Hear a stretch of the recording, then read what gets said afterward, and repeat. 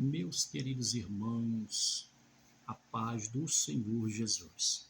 Quero deixar um texto nesta noite das Sagradas Escrituras, da Bíblia Sagrada, para a sua meditação, para a nossa meditação. 1 Samuel, capítulo 13, versículo de número 14.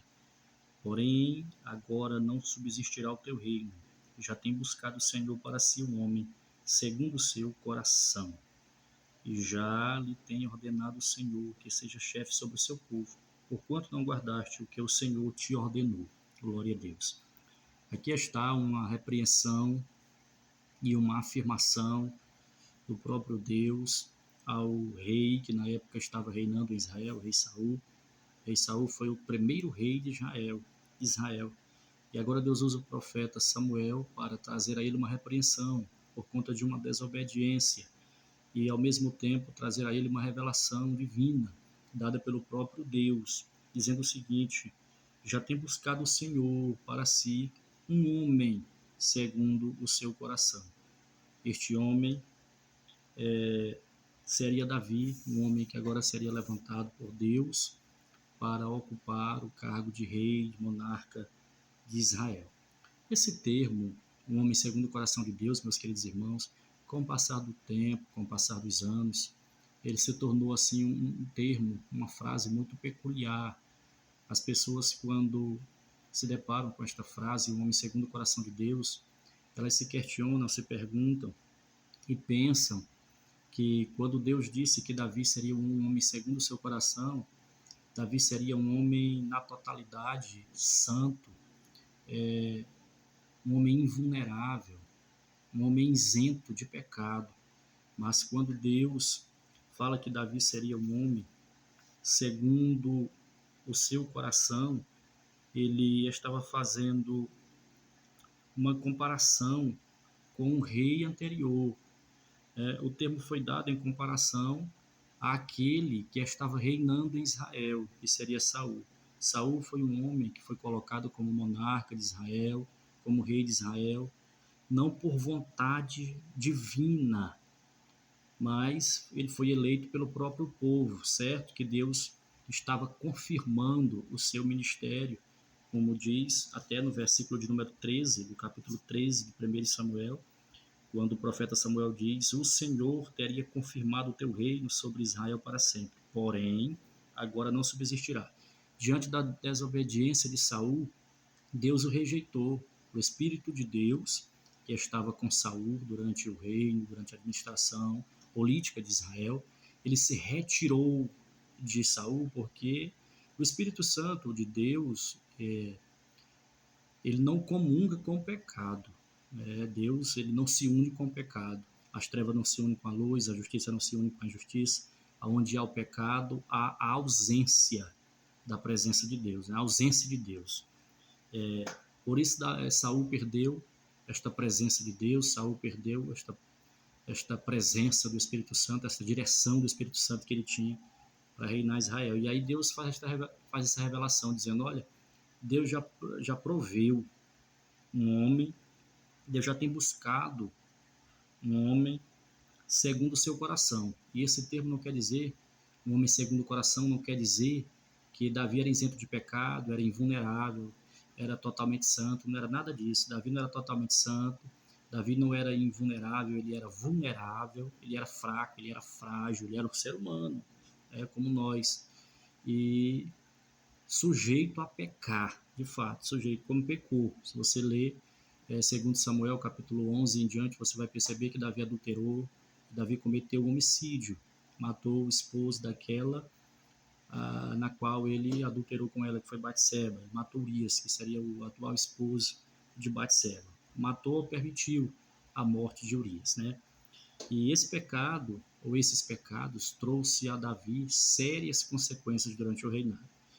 E eu estou citando esses exemplos para provar, para mostrar para vocês que quando o profeta Samuel, na direção de Deus, falando sobre Davi, na repreensão a Saul, ele diz que Deus já tinha buscado um homem segundo o seu coração.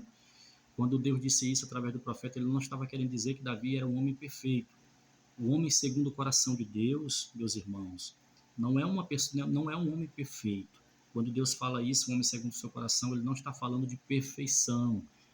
A Bíblia nos ensina que nós estamos caminhando para esta perfeição, para a perfeição divina. Mas nós não vamos alcançar ela neste mundo. É impossível alcançarmos esta perfeição aqui, porque somos carne, porque somos pecadores.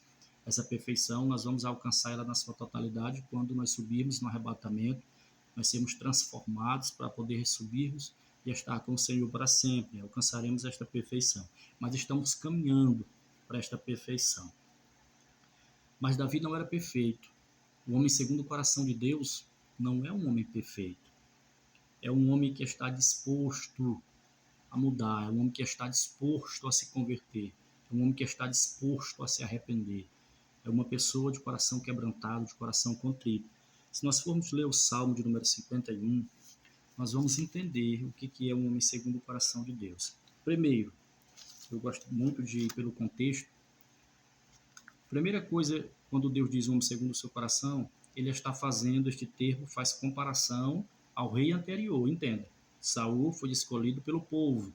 Davi agora estava sendo levantado, erguido pelo próprio Deus. Quer dizer, um homem escolhido pelo povo e agora um homem segundo o coração, um homem segundo a vontade. Um homem que estava sendo escolhido não pelo povo, mas escolhido pelo próprio Deus. Daí o termo um homem segundo o coração de Deus.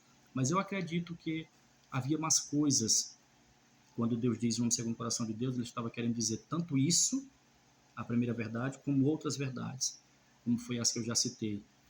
O homem segundo o coração de Deus é aquele que está disposto a se arrepender de seus erros, de seus pecados, que está disposto a se converter, que é dar um giro de 180 graus. Um homem que está disposto a mudar, que está disposto a pedir perdão, que está disposto a buscar ajuda em Cristo, que está disposto a mudar o seu caráter depravado, a mudar de vida diante do Senhor. Para entendermos melhor o que é o homem segundo o coração de Deus, eu quero ler, meditar com vocês rapidamente o Salmo de número 51. Eu não vou ler tudo porque são muitos versículos e nós não vamos nos prender a todos, né? São 19 versículos. Eu gostaria de me prender somente ao verso 10 e ao verso de número 11. E o verso de número 12 também, eu gostaria pelo menos de ler. Desse Salmo de número 51, Natã, o profeta Natã, já tinha repreendido Davi. Davi já estava reinando em Israel e ele já tinha sido repreendido. E nós vemos aqui uma confissão, nós vemos aqui uma declaração de arrependimento, uma busca por perdão, uma busca pela presença de Deus. Davi se preocupou diante do cenário em que ele se encontrava, e agora ele se prostra, e agora ele se derrama, e agora ele se coloca aos pés do Senhor para receber de Deus o perdão. E ele diz no verso 10, eu acho lindo isso aqui, quando ele diz: cria em mim, ó Deus, um coração puro, louvado seja para sempre o nome do Senhor. Todos os crentes, todos nós, e principalmente aqueles que deslizaram, que erraram, que pecaram, todos nós devemos buscar no Espírito Santo o que o rei Davi estava pedindo aqui. Espírito Santo, cria em nós, cria em mim, ó Deus, um coração puro, louvado seja para sempre o nome do Senhor. Nós precisamos ter esse coração puro, porque quando nós temos o coração puro, nós estamos preparados para aborrecer o pecado. Quem tem coração puro, irmão, ele tem facilidade de aborrecer o erro, de aborrecer a transgressão, de aborrecer o pecado. Né? O nosso coração está puro, está com a palavra de Deus. O salmista uma vez pediu para que a palavra de Deus fosse escondida em seu coração, para não pecar, para que o coração viesse estar puro. Louvado seja Deus para todo sempre. Então ele faz esse pedido lindo, é um pedido que todos nós devemos, diante de Deus, pedir a Ele: Senhor, cria em nós um coração puro, um coração que nos conduza à santidade, um coração que nos conduza à presença de Deus, que nos aproxime de Deus, porque coisa ruim, meu irmão, um coração cheio de desejos pecaminosos, porque a vontade nasce na mente e ela vai descer para o coração, para criar raízes e nos levar à prática pecaminosa. Então, que a palavra de Deus possa estar em nosso coração, para que ele venha estar puro. Vamos pedir este coração puro a Deus, como pediu Davi. E ele disse mais: eu também quero, Senhor, que o Senhor renove em mim um espírito reto. Louvado seja Deus, um espírito renovado. Um espírito reto, irmão, um espírito renovado. Quem tem espírito reto, um espírito renovado, ele está disposto, glorificado seja Deus para sempre, ele está disposto a fazer a vontade de Deus. Quem tem um coração puro, tem um espírito reto, ele está disposto, ele sempre está disposto a andar de acordo com a vontade, a fazer a vontade divina. Né? No versículo de número 11 ele diz, não me lances fora da tua presença. Meus queridos, Davi, ele conheceu o estado de Saul quando perdeu a presença de Deus.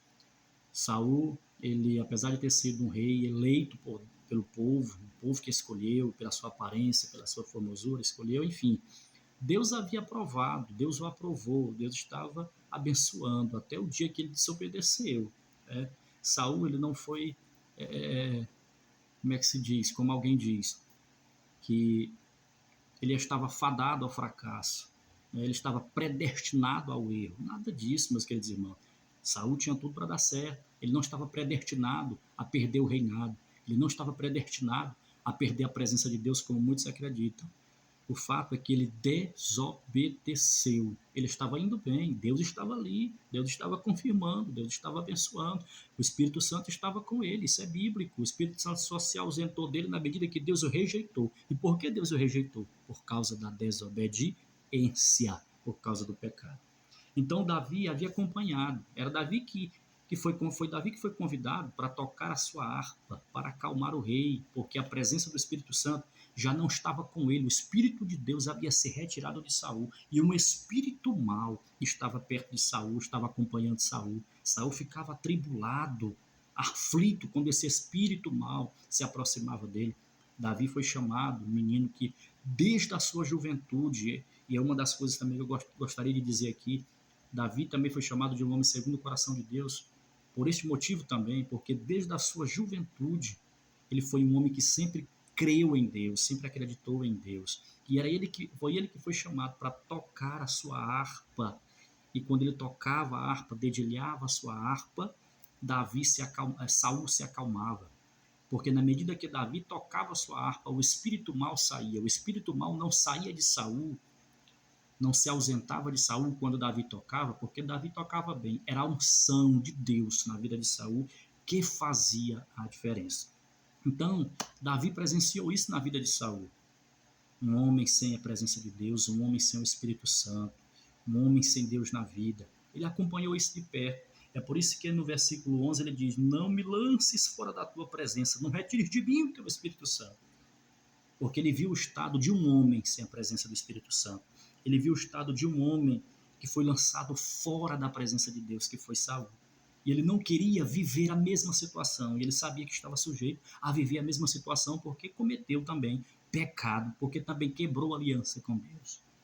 E agora ele se prostra para não cometer o mesmo erro de Saul, a soberba, né? Deixar o orgulho encher seu coração. Davi não deixou, Davi se quebrantou. Irmão, o homem segundo o coração de Deus, ele tem um coração quebrantado, ele é pronto para ouvir, ele é tardio para falar e cedo para ouvir. Ele está pronto a se arrepender, a se prostrar, a começar de novo, a dar marcha ré. Por isso que Davi disse, não me lance fora da tua presença. Ele viu o estado de um homem fora da presença de Deus. É por isso que ele diz, não retire de mim teu Espírito Santo, porque ele viu o estado de um homem sem o Espírito Santo, que foi Saul. E aí ele se prostra diante de Deus. Eu acho lindo ele dizendo isso aqui. Aí ele diz, Senhor, torna a dar-me a alegria da salvação. Porque todo salvo ele é alegre, independente da sua condição, independente se ele tem dinheiro ou não, independente de qualquer circunstância que ele cerca, que está em volta da sua vida, ele é alegre, ele é feliz. E Davi não queria perder esta alegria. Ele diz, Senhor, torna a dar-me a alegria da tua salvação e sustém-me com teu espírito voluntário, me sustenta com tua graça, me sustenta com tua misericórdia. Que nós possamos pedir isso para o nosso Deus. Tá bom, meus queridos irmãos? Eu volto a dizer para você, o homem segundo o coração de Deus, ele não é um homem perfeito. Durante tantos anos, as pessoas, quando se deparam com esta frase, pensam nisso. Não, irmãos. O homem segundo o coração de Deus é uma pessoa pronta a mudar, a se arrepender, a pedir a misericórdia de Deus, a pedir a graça de Deus, a começar de novo.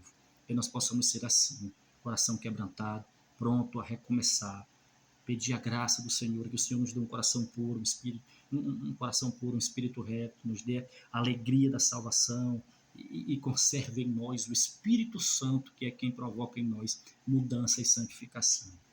Que Deus te abençoe, que Deus te guarde no amor de Deus, em nome de Jesus.